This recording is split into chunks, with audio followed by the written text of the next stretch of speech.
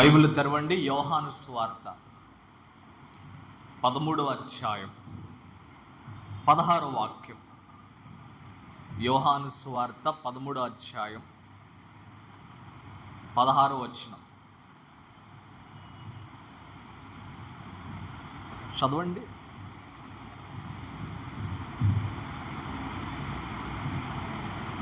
నేను చదువుతున్నాను. దాసుడు తన యజమాని కంటే గొప్పవాడు కాడు, పంపబడిన వాడు తన్ను పంపిన వాని కంటే గొప్పవాడు కాడని మీతో నిశ్చయముగా చెప్పుతున్నాను. నేను మళ్ళీ చదువుతున్నాను. దాసుడు తన యజమాని కంటే గొప్పవాడు కాడు.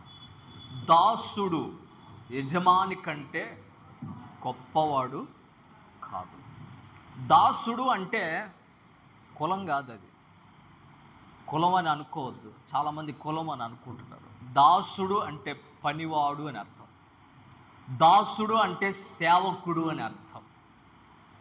ప్రభు చెప్తున్నాడు, దాసుడు యజమాని కంటే గొప్పవాడు కాదు, గొప్పవాడు కాదు. అయితే పై వచనం చదివితే అక్కడ ప్రభు అంటాడు, నేను మీకు చేసిన ప్రకారం మీరును చేయవలెనని మీకు మాదిరిగా ఇలాగూ చేసి తిని. దాసుడు యజమాని కంటే గొప్పవాడు కాదు. పనివాడు పనివాడే, యజమాని యజమానే. పనివాడు యజమాని కంటే గొప్పవాడేమి కాదు.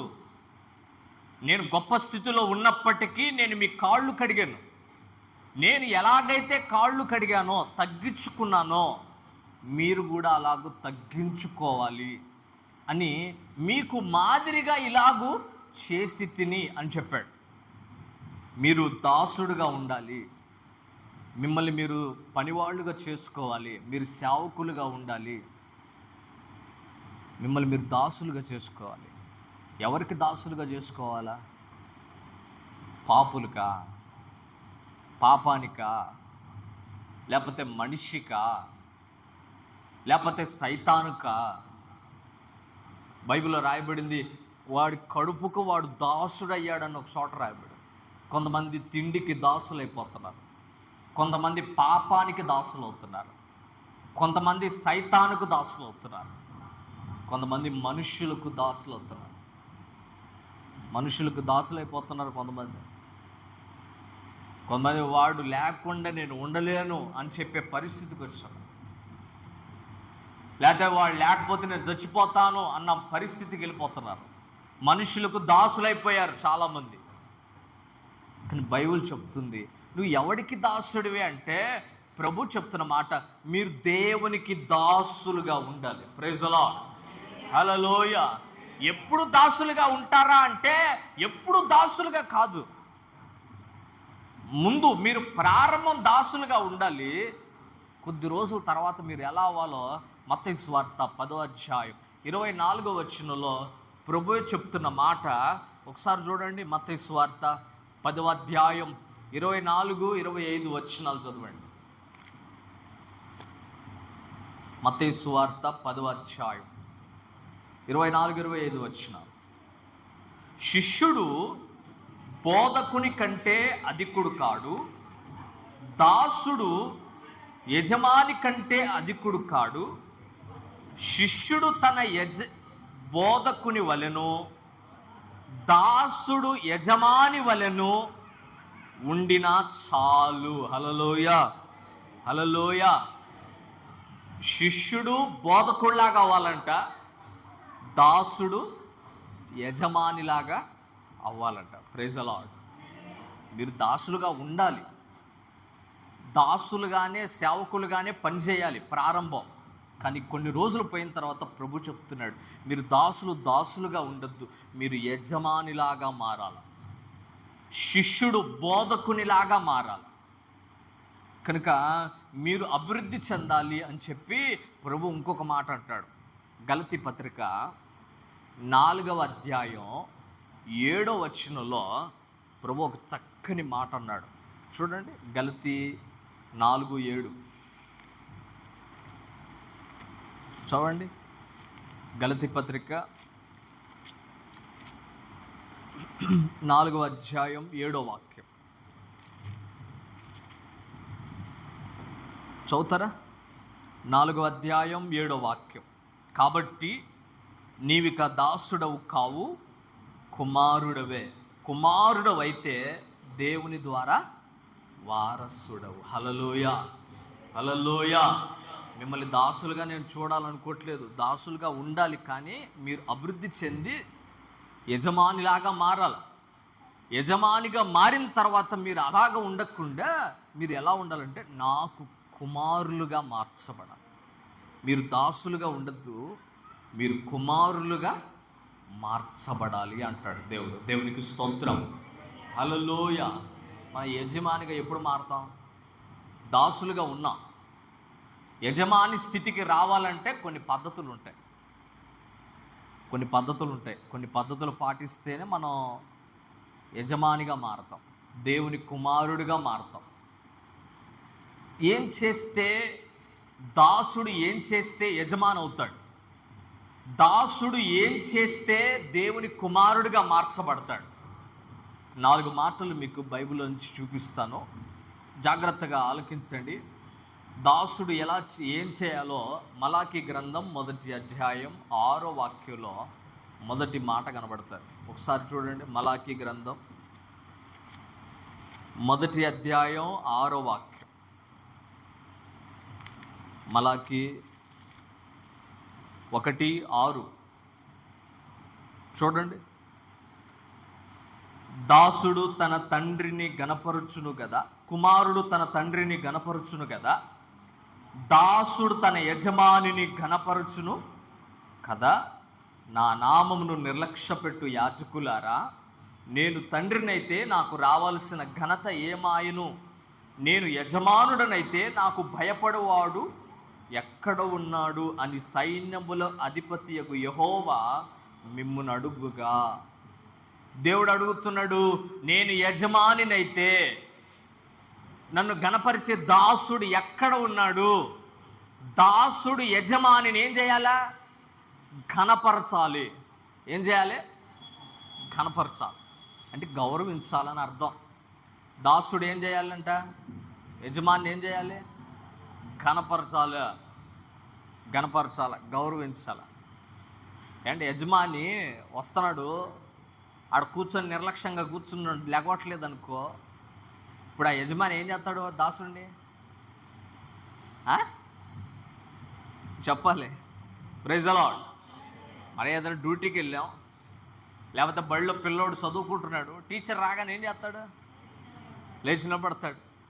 టీచర్ వచ్చినా కూడా సైలెంట్గా అట్నే కూర్చున్నాడు అనుకో, టీచర్ ఏం చేస్తుంది? దేవుడు అదే అడుగుతున్నాడు, నేను యజమానినైతే నన్ను ఘనపరిచేవాడు ఎక్కడ ఉన్నాడు? దాసుడు యజమానిని ఘనపరచాలి. హల్లెలూయా. మొట్టమొదటిది నువ్వు దాసులుగా ఉన్నాం, మనం దాసులుగా ఉన్నాం. అయితే మన దేవుణ్ణి మనం ఏం చేయాలంటే ముందు ఘనపరచాలా. దాసుడు యజమానిని ఏం చేయాలి? ఘనపరచాలి. దాసుడు యజమానిని ఘనపరచాలి. ఏం చేస్తే దేవుణ్ణి ఘనపరిచినట్టు అవుతుంది? ఏం చేస్తే ఘనపరిచినట్టు అవుతుంది అంటే బైబిల్లో రాయబడింది కదా, నా మందిరాన్ని మీరు కట్టడం వలన నేను అక్కడికి వచ్చి నేను ఘనపరచబడతాను అని రాయబడింది. హగ్గయిలో ఉంది ఆ మాట, పక్కనే ఉంది చూడండి. హగ్గయి గ్రంథం 1వ అధ్యాయం 8వ వాక్యం. 1వ అధ్యాయం 8వ వాక్యంలో ఇలా రాయబడింది, పర్వతములెక్కి మాను తీసుకొని వచ్చి మీరు ఈ మందిరమును కట్టిన ఎడల దాని యందు నేను సంతోషించి నన్ను ఘనపరచుకుందునని యెహోవా సెలవిస్తా ఉన్నాడు. మీరు మందిరం కడితే మందిరంలో నేను వచ్చి సంతోషించి నన్ను నేను ఘనపరుచుకుంటాను. హల్లెలూయా, హల్లెలూయా. మందిరంలో నన్ను నేను ఘనపరుచుకుంటాను. దేవుడికి ఘనత ఎక్కడ వస్తుందంటే దేవుని మందిరంలో వస్తుంది. దేవుని మందిరాన్ని చూస్తే దేవునికి ఘనత రావాలా, పేరు రావాలా. మనం అందుకే దేవుని మందిరాన్ని బాగు చేసుకుంది. పాడైపోయిన మందిరాన్ని ఎందుకు బాగు చేసుకున్నామంటే దేవుని ఘనత కొరకు. ఆయన ఘనత రావాలంటే ముందు మనం పని చేయాలి. ఈ మందిరం పని చేశామంటే దేవుణ్ణి ఘనపరిచిన వాళ్ళలో మనందరం ఉన్నాం. హల్లెలూయా. మీరందరూ దేవుని మందిరాన్ని కట్టుకొని దేవుణ్ణి ఘనపరిచారు. దేవుని మందిరాన్ని నీట్గా పెట్టుకోవడం, శుభ్రంగా పెట్టుకోవడం. దేవుని మందిరాన్ని శుభ్రంగా ఉండడం వల్ల చూసినోడికి ఒక ఒక ఆలోచన వస్తుంది, దేవుని మందిరం ఎంత చక్కగా ఉంది, దేవుని మందిరం ఎంత చక్కగా ఉంది. మేము మద్రాసు వెళ్ళాం ఒకసారి, అక్కడ చర్చీలను చూసాం, కొన్ని చర్చీలను చూసాము. ఎంత చక్కగా ఉన్నాయంటే చాలా చక్కగా ఉన్నాయి. అవి ఇప్పటి కాదు, ఇప్పుడు కట్టిన మందిరాలు కాదు అవి, ఎప్పుడో సంవత్సరాల క్రితం కట్టిన మందిరాలు, కానీ ఇప్పటికి కూడా కలకల్లాడుతున్నాయి. వాటిని చూస్తే ఇప్పుడు ఎవరిని కనపరుస్తాం? ప్రైజ్ ది లార్డ్, హల్లెలూయా. ఒకప్పుడు కట్టింది వాళ్ళే, కానీ వాళ్ళు కట్టడం ద్వారా ఎవరికి ఘనత వచ్చిందంటే దేవునికి ఘనత వచ్చింది. అందుకే ప్రభు అంటాడు, హగ్గయిలో అంటాడు, మీరు మందిరం కట్టండి, నేను అక్కడికి వచ్చి సంతోషించి నన్ను నేను కనపరుచుకుంటాను. దేవునికి స్తోత్రం. మనం దాసులమైతే దేవుని మందిరాన్ని కట్టాలి, దీని ద్వారా దేవునికి ఘనత రావాలి. ఇంకొక మాట మీకు చూపిస్తాను. కీర్తనలు 69:30. కీర్తనలు 69వ అధ్యాయం 30వ వచనం చూడండి. 69వ కీర్తన 30వ వచనం. కీర్తనలతో నేను దేవుని నామమును స్తుతించెదను, కృతజ్ఞతాస్తుతులతో నేను ఆయనను ఘనపరచెదను. దేవునికి ఘనత ఎప్పుడు వస్తుందంటే మనం కృతజ్ఞతాస్తుతులు చెల్లించినప్పుడు వస్తుంది. మనం కృతజ్ఞతాస్తుతులు చెల్లించినప్పుడు దేవునికి ఏమొస్తుంది? ఘనత వస్తుంది. మనం మౌనంగా కూర్చున్నామనుకో, మట్టి కొట్టిన శుద్ధలాలు కూర్చున్నామనుకో, దేవుడికి ఘనత వచ్చిందా? ప్రైజ్ ది లార్డ్, హల్లెలూయా. పాటలు పాడితే దేవునికి ఘనత వస్తుంది, చప్పట్లు కొడితే దేవునికి ఘనత వస్తుంది, దేవుని స్తుతిస్తూ ఉంటే దేవునికి ఘనత వస్తుంది. అందుకే ప్రభు అంటాడు, కృతజ్ఞతాస్తుతులతో నేను ఆయనను ఘనపరచెదను. మనం కృతజ్ఞత చెప్పడం వలన, నేను అందుకే ప్రతిసారి ఏదో ప్రార్థన చేసేటప్పుడు ఒక మాట చెప్తాను అందరికీ, నేను మీ గురించి ప్రార్థన చేస్తాను, మీరు వచ్చి సాక్ష్యం చెప్పండి అంట. మీరు వచ్చి సాక్ష్యం చెప్తారు, దేవుని నామానికి ఘనత వస్తారు. కృతజ్ఞత చెప్తాం. మనం కృతజ్ఞత చెప్పే కొద్దీ సంఘం విస్తరిస్తూ ఉంటుంది. హల్లెలూయా, హల్లెలూయా. ఈ మాటలు 10 మంది వింటారు, 10 మంది దేవుని మీద నమ్మకం ఉంచుతారు, వాళ్ళు కూడా దేవునికి కృతజ్ఞత చెప్తారు, దేవునికి ఘనత వస్తుంది, సంఘం విస్తరిస్తుంది. అందుకే ఘనత ఎప్పుడు వచ్చింది అంటే దేవుని మందిరాన్ని నీట్గా ఉంచుకున్నప్పుడు, దేవుని మందిరాన్ని కట్టినప్పుడు ఘనత వస్తుంది. కృతజ్ఞతాస్తుతి చెల్లించినప్పుడు దేవునికి ఘనత వస్తుంది. ఇంకొక మాట చూపిస్తాను చూడండి. సామెతలు 3వ అధ్యాయం 9వ వాక్యం. సామెతలు 3వ అధ్యాయం 9వ వాక్యం పక్కనే ఉంటుంది చూడండి. సామెతల గ్రంథం 3వ అధ్యాయం 9వ వాక్యం. నీ రాబడి అంతటిలో ప్రథమ ఫలమును నీ ఆస్తిలో భాగమును ఇచ్చి యెహోవాను కనపరచుము. నీ ఆస్తిలో భాగమును ఇచ్చి యెహోవాను కనపరచుము. ఈ మాట ఏంటే చాలామంది అనుకుంటారు, ఆస్తిలో వాటా అడుగుతున్నాడు దేవుడు అంటాడు.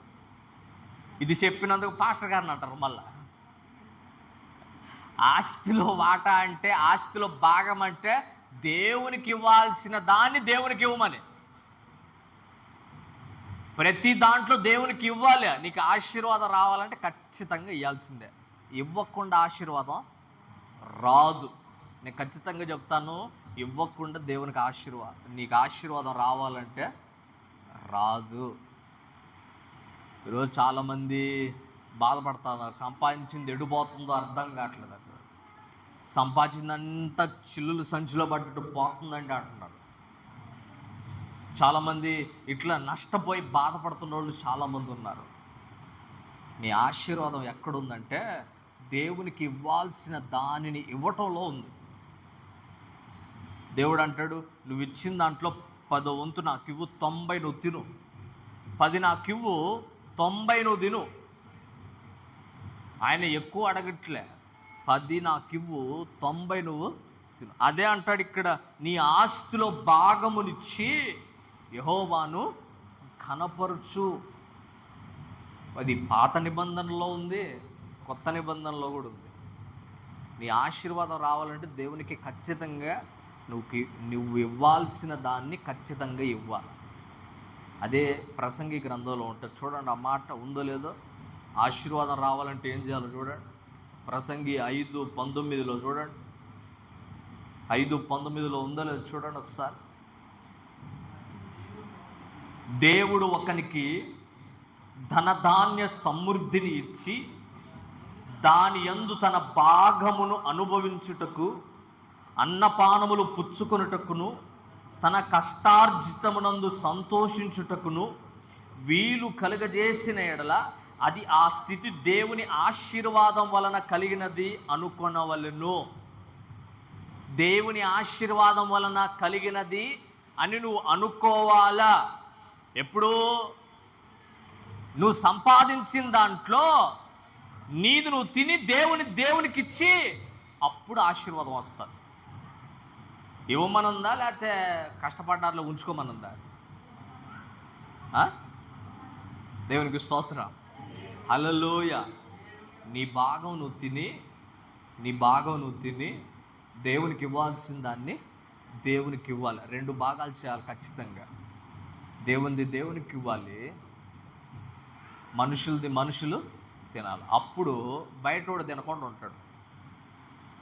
నువ్వు ఇచ్చి నీ డబ్బులు నువ్వు సంపాదించిన సంపాదన వడ్డీలుగా పోతున్నాయంటే, నువ్వు సంపాదించిన సంపాదన వ్యర్థంగా పోతుందంటే, నువ్వు సంపాదన అంతా పాడైపోతుందంటే, ఎటు పోతుందో నీకు అర్థం కావట్లేదంటే కారణం ఏంటంటే దేవునికి ఇవ్వాల్సిన దాన్ని దేవునికి ఇవ్వకపోవటం వలన దేవుని ఆశీర్వాదం నీకు రాలేకపోతావు. యేసుప్రభు కూడా ఈ మాట అన్నాడు. చూస్తారు. అది కూడా మత్తయి సువార్త 22వ అధ్యాయం 21వ వచనం చదవండి. మత్తయి సువార్త 22వ అధ్యాయం 21వ వచనం.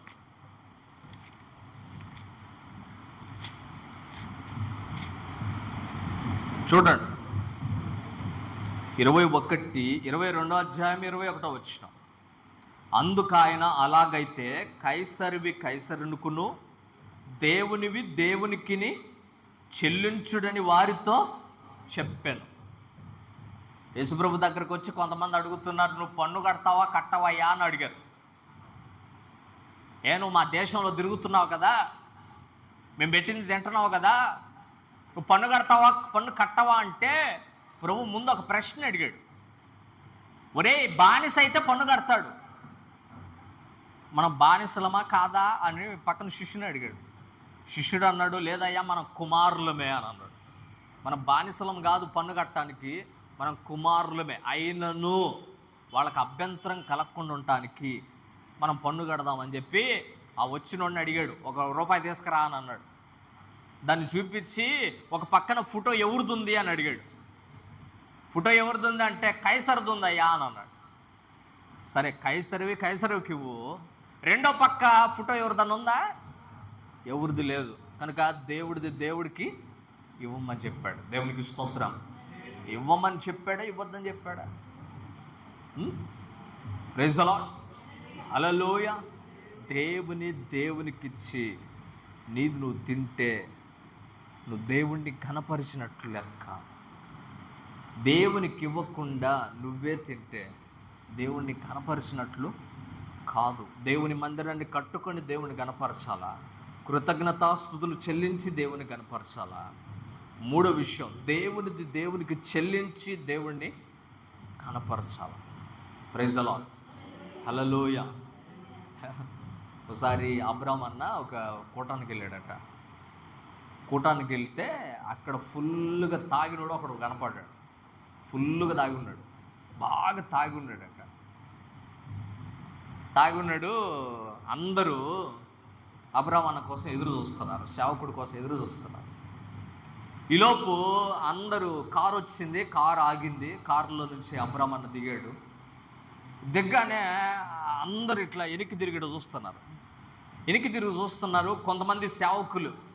కొంతమంది సేవకులు తెల్లటి బట్టలు వేసుకుని ఆయన దగ్గరికి వెళ్ళి డోర్ తీసి ఆయన్ని అన్న రండి అన్న అని చెప్పి పిలుస్తూ ఉన్నారు.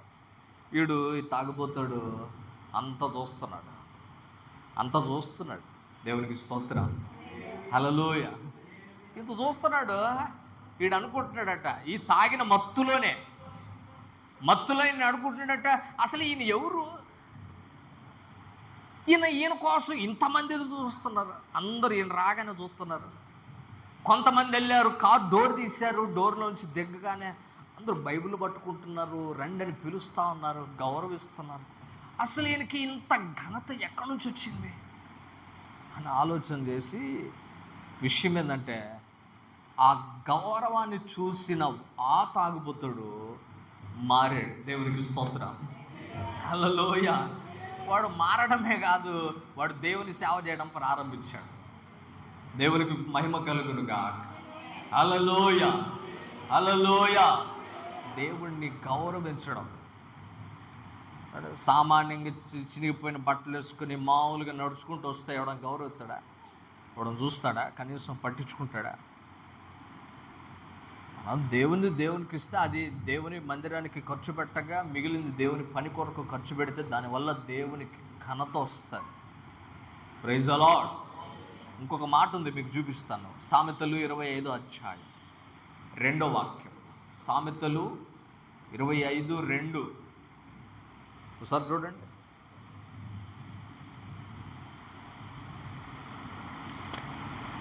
సామెతల గ్రంథం 25వ అధ్యాయం 2వ వాక్యం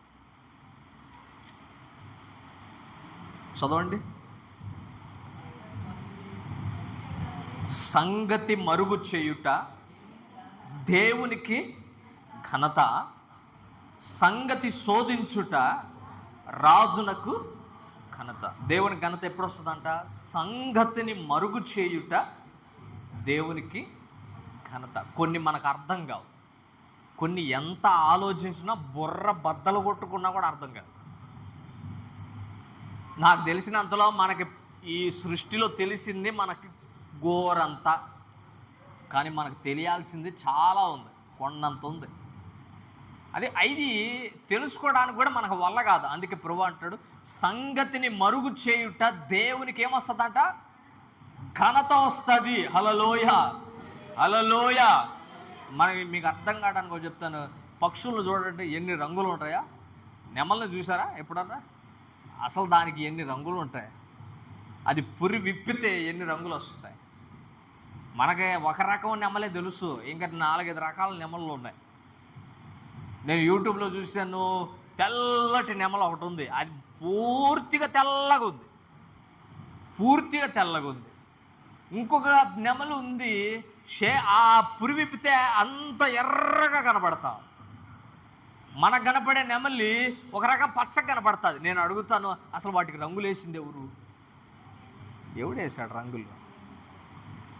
అసలు ఆ రంగులు చూస్తే మనసు పులకించిపోతుంది. దేవునికి స్తోత్రం, హల్లెలూయా.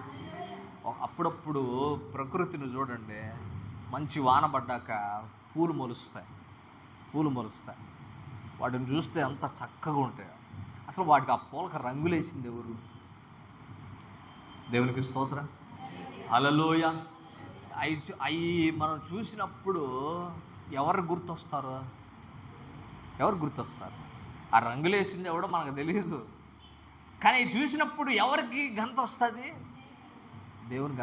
అసలు దేవుడు ఎంత చక్కగా చేశాడరా అంటామా అనమా? ప్రైజ్ ది లార్డ్, హల్లెలూయా. ఇంకోసారి కొన్నిసార్లు కొన్ని సాక్ష్యాలు వింటుంటాం. ఫస్ట్ ఏమో కుదరదని చెప్తాడు డాక్టరు, అది వల్ల కాదండి, బాగు కాడండి అని చెప్తారు. కొన్ని రోజులు చూసి ప్రార్థన చేయగానే వాళ్ళే వచ్చి సాక్ష్యం చెప్తారు, ఇది దేవుని పెద్ద అద్భుతం అండి, అసలు జరగదన్నారండి, కానీ జరిగింది. Praise the Lord. మనుషులకు అసాధ్యం, కానీ దేవునికి అసాధ్యం కాదు. అది దేవునికి సమస్తము సాధ్యమే. అప్పుడు దేవునికి ఘనత వస్తుంది. ప్రైజ్ ది లార్డ్, హల్లెలూయా. మీకు ఇంకో మాట చెప్పమంటారా? దేవుని సృష్టిలో మనమే ఒక వింత. మనకి ఏలు ముద్రలు ఉన్నాయిగా, ఏలు ముద్రలు. ఈ ఏలు ముద్రలు, నీకున్న ఏలు ముద్ర నాకు ఉండదు, నాకున్న ఏలు ముద్ర ఇంకొకడికి ఉండదు. దీంట్లో అన్ని రింగులే ఉండేది, మళ్ళా విచిత్రంగా ఏమి ఉండదు, రింగులే ఉండేది. నేను ఒక్కోసారి దీన్ని చూసినప్పుడు అనిపిస్తుంది, అసలు దేవుడు ఎంత తెలివిగా చేశాడురా నాయన అనిపిస్తుంది. Praise the Lord. అసలు నీ ఏలు ముద్రలో ఇన్ని రింగులు పెట్టాడంటే, కొన్ని కోట్ల మంది ఉన్నారు భూమి మీద. ఈ కోట్ల మందిలో ఎవ్వడికి లేని వేలు ముద్ర నీకే ఉంటుంది. నీ ఏలు ముద్ర ఇంకొకడికి ఉండదు. మీకు ఇంకో మాట చెప్పమంటారా? మీ మొహాలు చూసుకోండి, మీ మొహం ఇంకొకటికి ఉందేమో చూసుకోండి ఒకసారి. దేవుడు ఏం పెట్టాడండి. Praise the Lord. హల్లెలూయా. దేవుని తెలివికి మెచ్చుకోవచ్చు. అందుకే దేవుడు అంటాడు, సంగతిని మరుగు చేయుట. ఇది అసలు తెలివికి, మన తెలివికి అందదు అది.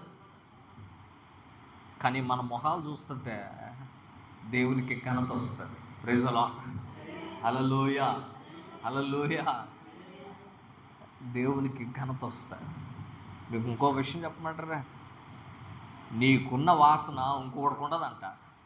నీకున్న ఏలుముద్ర ఇంకొకటికి ఉండదు. నీ ముఖంకున్న పోలిక ఇంకొకటికి ఉండదు. నీ ఒంట్లో నుంచి వచ్చే వాసన ఇంకొకటికి ఉండదంట.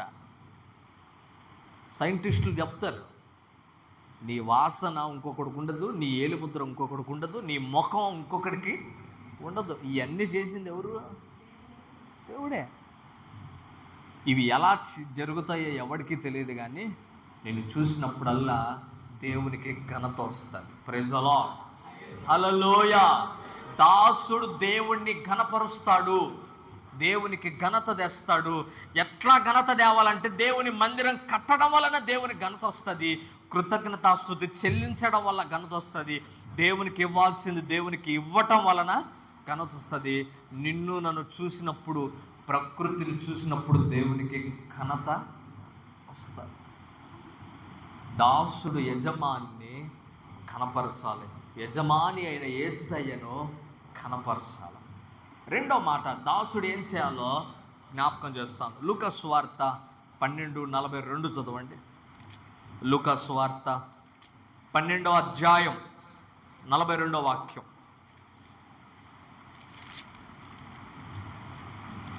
చూడండి ఒకసారి. 12వ అధ్యాయం 42వ వాక్యం. ప్రభు ఇట్లనెను, తగిన కాలమున ప్రతి వానికి ఆహారము పెట్టుటకు యజమానుడు తన ఇంటి మీద నియమించునట్టి నమ్మకమైన బుద్ధి గల గృహ నిర్వాహకుడు ఎవడు? యజమాని తన ఇంటి వారి మీద నియమించినట్టి నమ్మకమైన బుద్ధి గల నిర్వాహకుడు ఎవడు? ఎవరిని ప్రభు వచ్చి వాడు ఇలాగూ చేయుట కనుగొనునో ఆ దాసుడు ధన్యుడు. ఆ దాసుడు ధన్యుడు. ఏ దాసుడు? ఇంటి మీద నమ్మకంగా ఉన్న దాసుడు ధన్యుడు. ఇంటి మీద నమ్మకంగా ఉన్న, అర్థమైందా? ఏ ఇల్లు? దేవుని ఇంటి మీద నమ్మకంగా ఉన్న దాసుడు. ఆ దాసుడు ఏం చేయాలా? దాసుడు అంటే నేనే, పనోడు. ఈ పనివాడు ఎలా ఉండాలో దేవుడు చెప్తున్నాడు.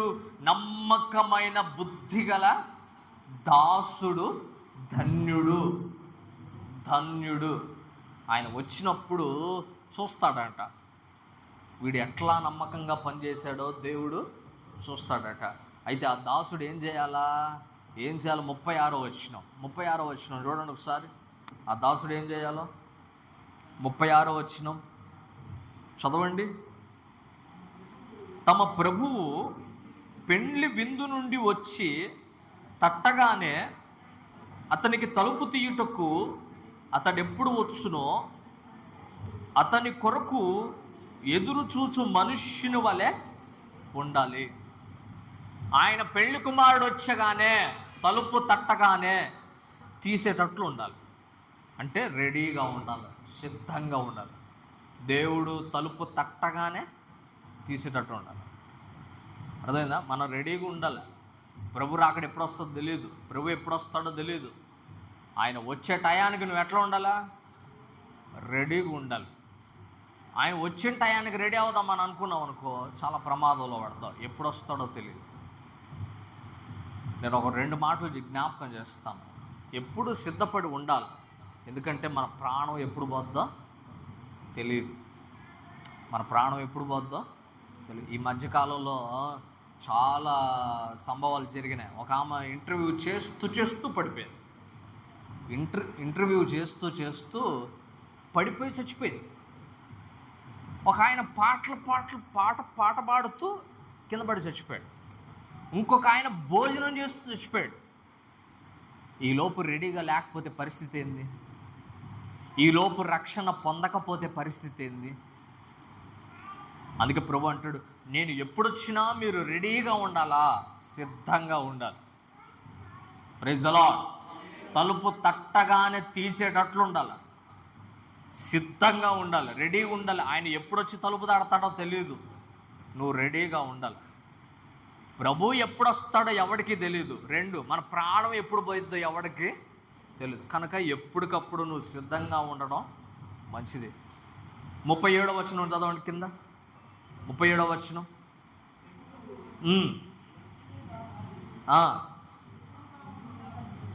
ఎట్లా ఉండాలంట? మెలకువ ఉండాలి. ఎప్పుడు సిద్ధంగా ఉండాలి. 2, మెలకువ ఉండాలి. అర్థమైందా? ఎప్పుడు ఎట్లా ఉండాలి? మెలకువ ఉండాలి. దేవునికి స్తోత్రం. హల్లెలూయా.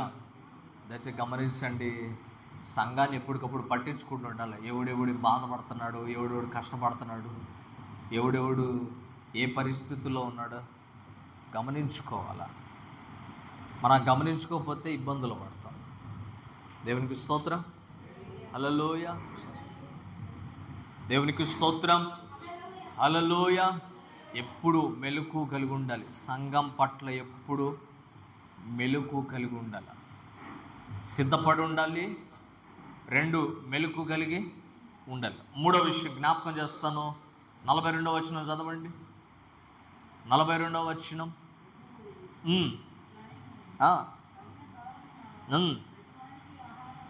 ప్రతి వానికి ఏం పెట్టాలంట? ఏ ఆహారం పెట్టాలా? సద్యపడ్డ అన్నం పెడితే సరిపోదా? దేవునికి స్తోత్రం. హల్లెలూయా. ఓసారి ఓ ప్రాంతానికి నేను వాక్యం ప్రాంతానికి నేను క్యాంప్కి వెళ్ళాను. క్యాంప్కి వెళ్తే ఆ క్యాంప్కి వెళ్ళిన చోట అకస్మాత్తుగా మైక్ ఇచ్చి నన్ను అన్నారు కదా, ఒక వాక్యం చెప్పన్నారు. నేను చెప్పాను, నేను సిద్ధపడలేదని చెప్పాను. నేను సిద్ధపడలా. సిద్ధపడకుండా ఎలా వాక్యం చెప్పాలా? నేను సిద్ధపడలే. ఏదో ఒకటి చెప్పాను. ఏదో ఒకటి చెప్తే అట్లా. Praise the Lord. హల్లెలూయా. ప్రార్థన చేయాలి, దేవుణ్ణి అడగాలి. దేవుణ్ణి అడిగిన తర్వాత వాక్యం, దేవుడు ఏ వాక్యం చెప్పమన్నాడో దాన్ని తీసి చెప్పాలి. సిద్ధపడకుండా ఎమ్మటిని తీసి వాక్యం చెప్పమంటే ఏ వాక్యం చెప్తా? నా బదులు ఇంకొక ఆయన తీశారు. ఆయన తీసి బైబిల్ ఇట్లా పట్టుకున్నాడు, ఇట్లా తెరిచాడు, నోటికి ఏదో వచ్చిందో అది చెప్పాడు. అది ఫలభరితం ఉంటుందా? ప్రభు అది చెప్పలా. ప్రభు అంటాడు, తగ్గిన కాలమున ప్రతి వానికి ఆహారము పెట్టుటకు, తగ్గిన కాలమున ఆహారం పెట్టుటకు. ఇంటి మీద ఒకడున్నాడు, దాసుడు ఉన్నాడు. ఆ దాసుడు ధన్యుడు. Praise the Lord. మంచి ఆహారం పెట్టాలి. ఎండిపోయిన గడ్డి వేసాను అనుకో గొర్రెలకి, గొర్రె బాగుంటుందా, సన్నబడుతుందా? సర్దిపడ్డ అన్నం పెట్టామనుకో వాడు తింటాడా? తినడా? ఆడ ఆ రోగం వచ్చిద్దా రాదా? బాగుంటాడు వాడు? లేదు. ఫ్రెష్ అన్నం పెట్టాలా, మంచి అన్నం పెట్టాలా. అందుకే ప్రభు అంటాడు, నా దాసుడు ఎలా ఉంటాడంటే మంచి అన్నం పెడతాడు. ఇంకొక వచనం ఉంది అక్కడే, చదవండి అది. 42వ వచనం. తగిన కాలమున ప్రతివానికి ఆహారం పెట్టుటకు యజమానుడు తన ఇంటి వారి మీద నియమించినట్టి నమ్మకమైన ఎలాంటోడు? సేవకుడు ఎలా ఉండాలి? నమ్మకమైనోడై ఉండాలి. సేవకుడు మెలకువగా ఉండాలి. సేవకుడు తాను సిద్ధపడి సంఘాన్ని సిద్ధపరచాలి. సేవకుడు మంచి ఆహారం పెట్టాలి. సేవకుడు ఇంటి మీద నమ్మకమైన వాడై ఉండాలి. కొంతమంది విశ్వాసులు సొమ్ము తింటున్నారు. విశ్వాసుడు ఏమైనా పట్టించుకోవట్లా. దేవుడు వాడి గురించి దేవుడు రేపేమంటాడు? నమ్మకమైనోడు అంటాడా, అపనమ్మకమైనోడు అంటాడా? ప్రైజ్ ది లార్డ్, హల్లెలూయా. యెహెజ్కేలు గ్రంథంలో దేవుడు అంటాడు, గొర్రె బొచ్చు కప్పుకుంటున్నారు, గొర్రె పాలు తాగుతున్నారు, కానీ గొర్రె ఏమైపోతుందో పట్టించుకోవట్లేదు అన్నాడు. గొర్రె నాశనం అవుతుంటే చూస్తూ ఉంటున్నారు అంటున్నాడు. లేదు, మంచి కాపరి గొర్రెకి నమ్మకమైనోడై ఉండాలి. ఇంటి మీద నమ్మకమైనోడై ఉండాలి. దేవునికి స్తోత్రం. బుద్ధి కలవాడే ఉండాలి. ఏముండాలా? బుద్ధి ఉండాలట. అర్థమవుతుందా? దేవునికి స్తోత్రం, హల్లెలూయా. కొన్నిసార్లు సంఘంలోనే గొడవలు వస్తాయి.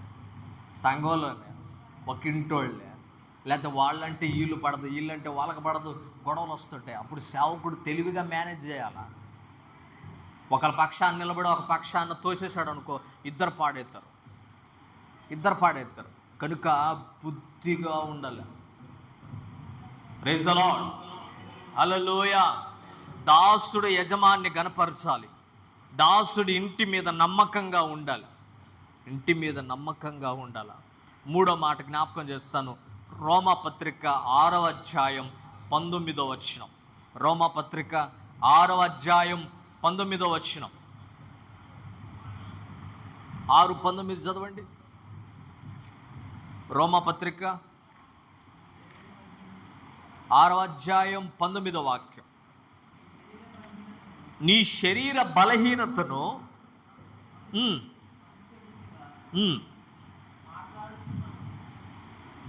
6:19 మీ శరీర బలహీనతను బట్టి మనుష్య రీతిగా మాట్లాడుచున్నాను. ఏమనగా అక్రమము చేయుటకు అపవిత్రతను అక్రమమును మీ అవయమును దాసులుగా ఎలాగూ అప్పగించితిరో అలాగే పరిశుద్ధత కలుగుటకే ఇప్పుడు మీ అవయములను నీతికి దాసులుగా అప్పగించండి. మీకు అర్థమయ్యేటట్టు చెప్తాను, అదంతా చదివితే మీకు అర్థం కాదు. పాపం చేయడానికి ఎలాగైతే మన శరీరాన్ని అప్పగించామో పరిశుద్ధత కొరకు మన శరీరాన్ని అప్పగించమంటారు. పరిశుద్ధత కొరకు మన శరీరాన్ని అప్పగించమన్నాడు, దేవుడికి అప్పగించమంటాడు. పాపం చేయడానికి మన శరీరాన్ని అప్పుడు మనం దేవుణ్ణి ఎరక్క ముందు పాపం అప్పగించాం. చేసామా చేయలేదా? చేసాం. అందరూ పాపం చేసిన వాళ్ళే. కానీ దేవుణ్ణి ఎరిగిన తర్వాత పాపం మానేసాం. ఇప్పుడు మన శరీరాన్ని పరిశుద్ధతకు అప్పగించుకున్నాం. అట్లా ఉండమని చెప్తున్నాడు. దాసుడు తన శరీరాన్ని పరిశుద్ధతకు అప్పగిస్తాడు. మనకి చాలామంది దైవజనులు ఉన్నారు. వాళ్ళ శరీరాన్నే దేవునికి అప్పగించుకున్నారు. నేను చాలాసార్లు చెప్పాను మీకు.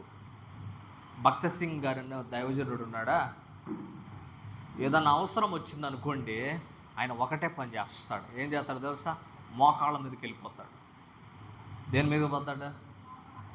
అర్థమవుతుందా? ఏ అవసరం అన్నా కానీ ఈ మోకాళ్ళు తీసుకెళ్ళి అప్పచెప్తాడట. తన శిష్యులకి ఏం చెప్పాడు తెలుసా? మీరు ఎక్కడైనా ప్రార్థన అంటే మీరు ఎక్కడున్నా సరే మోకాళ్ళ దండేయండి అని చెప్తాడట. మోకాళ్ళ మీద రండి, మీ మోకాళ్ళని దేవుడికి అప్పగించాడు. దేవునికి స్తోత్రం. వాళ్ళు ఎంత నిష్ఠగా ఉంటారంటే, హెబ్రోన్ సంఘం వాళ్ళు బురదలో ఉన్నా సరే ప్రార్థన అంటే బురదలో కూడా మోకాలు దండేస్తారు. బురదలో కూడా. ఒకసారి భక్త సింగ్ గారు ఎక్కడికో పోవాలి, మీటింగ్కి పోవాలైతే విమానాశ్రయం ఎక్కాలి, విమానం ఎక్కిపోవాలి. పోయాడంటే ఈయన విమానాశ్రయానికి పోయే లోపల విమానం వెళ్ళిపోయింది. మనమైతే ఏం చేస్తాం? ఒక్కసారి విమానం ఎగిరిందంటే మళ్ళీ తిరిగి రాదు, అది తిరిగి రావడం జరగదు అసలు. అది భక్త సింగ్ గారితో పోయి విమానం ఉందా లేదా అని అడిగితే వాళ్ళు చెప్పారు విమానం వెళ్ళిపోయిందయ్యా అని అన్నారు. ఈయనేం చేశాడు తెలుసా? మనమైతే ఏం చేస్తాం? ఇంకెందుకు ఇంటికి పోవాలి, లేకపోతే ఇంకో విమానం చూసుకుందాం అలా. భక్త సింగ్ గారు ఒకటే చేశాడు, మోకాళ్ళ దండేసి ప్రభా పోయిన విమానం మళ్ళీ తిరిగి రావాలని ప్రార్థన చేస్తున్నాడు. చుట్టుపక్కల చూసేవాళ్ళు అనుకున్నారు పిచ్చోడు అనుకుంటా, అసలు ప్రార్థన చేస్తే మళ్ళీ విమానం వచ్చిద్దా అనుకుంటున్నారు. విచిత్రం ఏంటంటే ఆ విమానంలో ఒక ఆమె ఉంది, ఆమెకి నకిలీస్ ఒకటి ఉంది, కోట్లు విలువ చేసేది. అది ఆమె బాత్రూంలో మర్చిపోయింది. బాత్రూమ్ విమానాశ్రయంలో ఉంది, ఆ విమానం ఎక్కింది. విమానం ఎక్కినాక గుర్తుకొచ్చింది, నకిలీస్ పోయింది, వజ్రాలతో ఉంది. ఆ విమానం నడిపే వాళ్ళకి చెప్పింది, మీకు ఎంత డబ్బు ఖర్చు అయితే అంత డబ్బు ఇస్తానో నన్ను మళ్ళీ వెనక్కి తీసుకురండి. పోయిన విమానం మళ్ళీ తిరిగి వచ్చింది. దేవునికి స్తోత్రం, హల్లెలూయా. ఏ అవసరం ఉన్నా ఆయన చేసే పని ఒక్కటే, మోకాళ్ళ దండ వేస్తాడు. మోకాళ్ళని దేవుడికి అప్పచెప్పాడు ఆయన. ఇంకోటి సాధు సుందర్ సింగ్ గారు అని ఒక ఆయన ఉన్నాడు. ఆయనకు ఒక పేరు ఉంది, ఏంటో తెలుసా? రక్తపు పాదాలు కలిగిన దైవ ప్రవక్త అని పేరు. రక్తపు పాదాలు కలిగిన దేవుని ప్రవక్త అని పేరు ఉంది. ఎందుకో తెలుసా? ఆయన నడిచేది ఎక్కడంటే మంచు కొండలో నడుస్తాడు. మంచు కొండలో నడిస్తే కాళ్ళు పగిలిపోయి, మంచు దెబ్బకి కాళ్ళు పగిలిపోయి రక్తం గారుతున్నా సరే ఎప్పుడు సేవను ఆపలేదు. మీకు ఇంకో దైవ సేవకుడు ఉన్నాడు, ఆయన పేరు మీకు తెలియదు కానీ ముంగండ శాంతారావు గారు. ఆయన ఏం చేశాడో తెలుసా? మీకు గోడల మీద వాక్యాలు కనపడుతున్నాయి చూసావా? ఆ ప్రారంభించింది ఆయనే, గోడల మీద వాక్యాలు రాయడం. ఆయనకు ఒక రోజు ఒక ఆలోచన వచ్చింది, ఏంటో తెలుసా? నిమిషానికి 4 చచ్చిపోతున్నారు, అసలు ఆ 4కి దేవుని సువార్త అందిందో లేదో అని ఒక ఆలోచన చేసి దేవుడిని అడిగాడు, ప్రభా ఎలాగ వాక్యం చెప్పమంటావు, వీళ్ళెవరు వింటలేదయ్యా అంటే దేవుడు ఒక ఆలోచన ఇచ్చాడు, వాక్యాలు తీసుకెళ్ళి గోడల మీద రాయమన్నాడు. ఒక బ్లూ డబ్బా కొనుక్కున్నాడు, నీళ్లు తీసుకున్నాడు, ఒక పెయింట్ తీసుకున్నాడు, చిన్న డబ్బా తీసుకున్నాడు, డొక్కు సైకిల్ ఒకటి తీసుకున్నాడు. ఆ సైకిల్ మీద ఒక చిన్న గ్యాస్ పెట్టుకున్నాడు, ఒక డేక్షా పెట్టుకున్నాడు, కాస్త బియ్యం పెట్టుకొని దారిలో పోతా ఎక్కడ గోడ కనబడితే అక్కడ వాక్యం రాస్తాడు. భారతదేశం అంతా 3 సార్లు వాక్యం రాశాడంట, తిరుక్కుంటా 3 సార్లు తిరిగాడట. మన ఇక్కడ నుంచి అవతల ఊరికి బొమ్మంటే మనం బాలేం. ఎక్కడంటే నీరసం అంటే బలహీనత అండి. భారతదేశం ఈ చివర మొదలుకొని కాశ్మీర్ వరకు 3 సార్లు సైకిల్ మీద తిరుక్కుంటా వాక్యాలు రాసుకుంటూ పోయాడట. చివరికి వాక్యాలు రాస్తూనే ఆటోలో వచ్చేటప్పుడు యాక్సిడెంట్ అయి చచ్చిపోయాడు. చివరి వరకు వాక్యాన్ని రాస్తూ వచ్చాడు. వాక్యం రాస్తూ వెళ్ళినందుకు తన భార్య వదిలిపెట్టింది, తన పిల్లలు వదిలిపెట్టారు. పిల్లలు వదిలిపెట్టిన దేవుణ్ణి వదిలిపెట్టల. దేవునికి స్తోత్రం. గొప్ప గొప్ప దైవజనులు ఉన్నారండి, మామూలు కాదు. వాళ్ళని చూడలేకపోవటం మన దరిద్రం, కానీ వాళ్ళు చేసిన పనులు ఇప్పుడు కూడా మాట్లాడుతూ ఉన్నాయి. దేవునికి స్తోత్రం. దేవదాసాయి గారు ఉన్నాడు, నేను ఒకసారి విన్నాను. దేవదాసాయి గారు అంటే శనివారం వస్తే ఆముదం తాగుతాడట. ఆముదం తాగితే ఏమవుతుంది? విరోచనాలు అయితే అవ్వవా? రాత్రంతా విరోచనాలు అయ్యాయంట. ప్రతి శనివారం ఆముదం తాగేవాడట, కావాలని తాగేవాడట.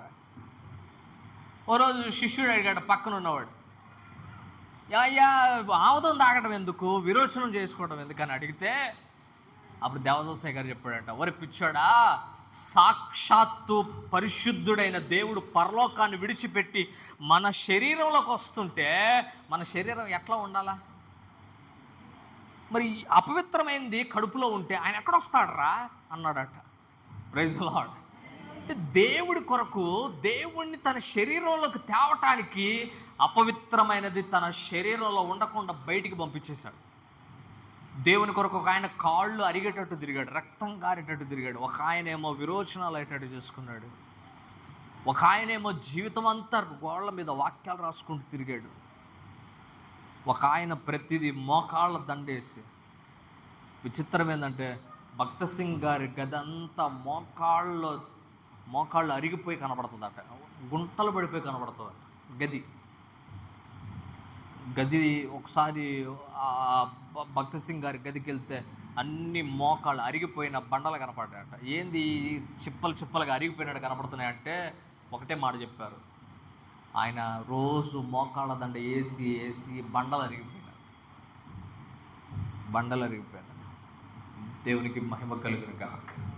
హల్లెలూయా, హల్లెలూయా, హల్లెలూయా. వాళ్ళ శరీరాలను దేవునికి అప్పగించారు, శరీరాలనే దేవునికి అప్పగించారు. ఇంకొక మాట చూపించి నేను ముగిస్తాను. ప్రకటన 22:4, ప్రకటన 22వ అధ్యాయం 4వ వచనం చూడండి.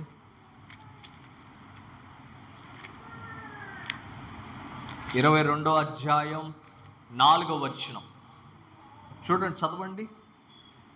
22:4. ఆయన దాసులు ఏం చేస్తారంట? ఆయనను సేవించుచు ఆయన ముఖ దర్శనం చేయుదురు, ఆయన నామమును వారి నొసళ్ళ యందుండును. వాళ్ళ నొసళ్ళ యందు ఆయన దాసులు ఆయన ముఖ దర్శనం చేస్తారు. Praise the Lord. ఆయన దాసులు ఆయన ముఖ దర్శనం చేస్తారంట. దేవునికి స్తోత్రం, హల్లెలూయా.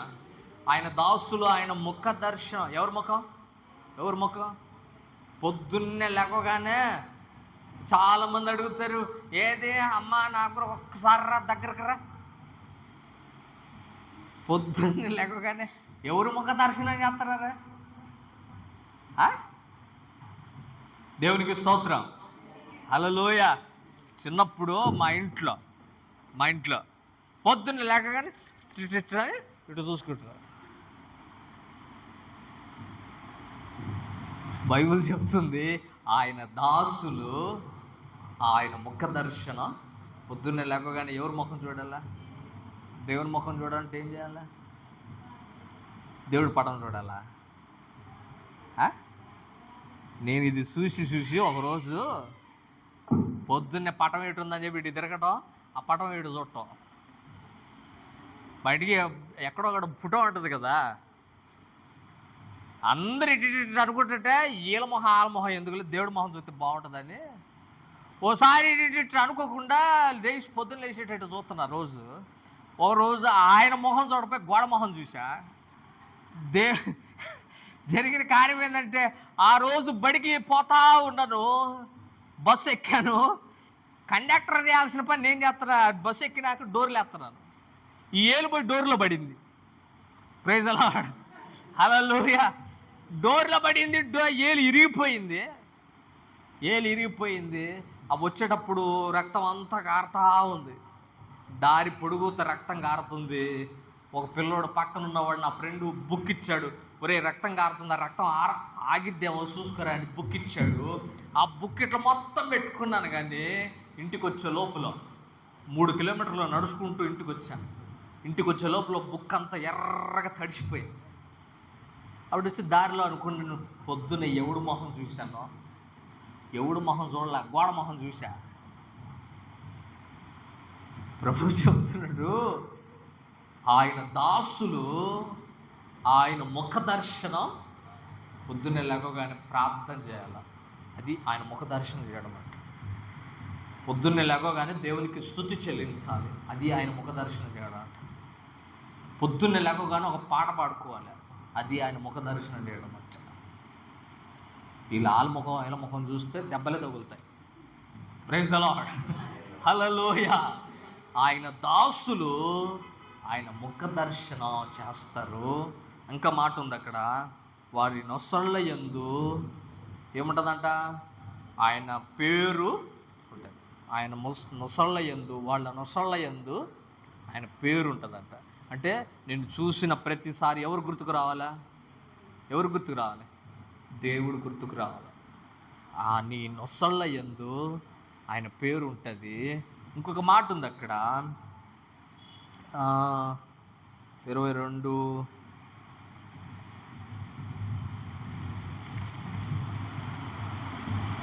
7వ వచనం చదవండి. ఇదిగో నేను త్వరగా వచ్చుచున్నాను, ఈ గ్రంథములోని ప్రవచన వాక్యములను గైకొనువాడు ధన్యుడు. వాక్యం గైకొనువాడు ధన్యుడు. 9వ వచనంలో ఉంది ఆ మాట. ఈ గ్రంథమందున్న వాక్యములను గైకొను వారితోనూ సహదాసుడను దేవునికే నమస్కారము చేయమని చెప్పాను. దేవుని వాక్యం గైకొను వారితో సహదాసుడు. దాసుడు ముఖ దర్శనం చేయాలి, దాసుడు సాక్ష్యం కలిగి ఉండాలి, దాసుడు వాక్యాన్ని గైకొనాలి. వాక్యాన్ని ఏం చేయాలి? వాక్యం వినిపోవటం కాదు. కొంతమంది వాక్యం ఈ చెవుతో వింటున్నారు, బయటికి పోగానే ఈ చెవుతో వదిలేస్తున్నారు. అది కాదు. వాక్యాన్ని వినాలి, గైకొనాలి. వాక్యాన్ని వినాలి, గైకొనాలి. దేవునికి స్తోత్రం, హల్లెలూయా. 4 మాటలు చెప్పే దేవుని దాసుడు దేవుణ్ణి ఏం చేస్తాడు? ఘనపరుస్తాడు. దాసుడు దేవుణ్ణి ఘనపరుస్తాడు. దాసుడు ఇంటి మీద నమ్మకంగా ఉంటాడు. దాసుడు తన అవయవాలను దేవునికి అప్పగిస్తాడు. చివరిగా దాసుడు ఆయనను సేవిస్తాడు. తల్ల వంచండి, కళ్ళు మూయండి, ప్రార్థించండి. తల్ల వంచండి, కళ్ళు మూయండి, ప్రార్థించండి.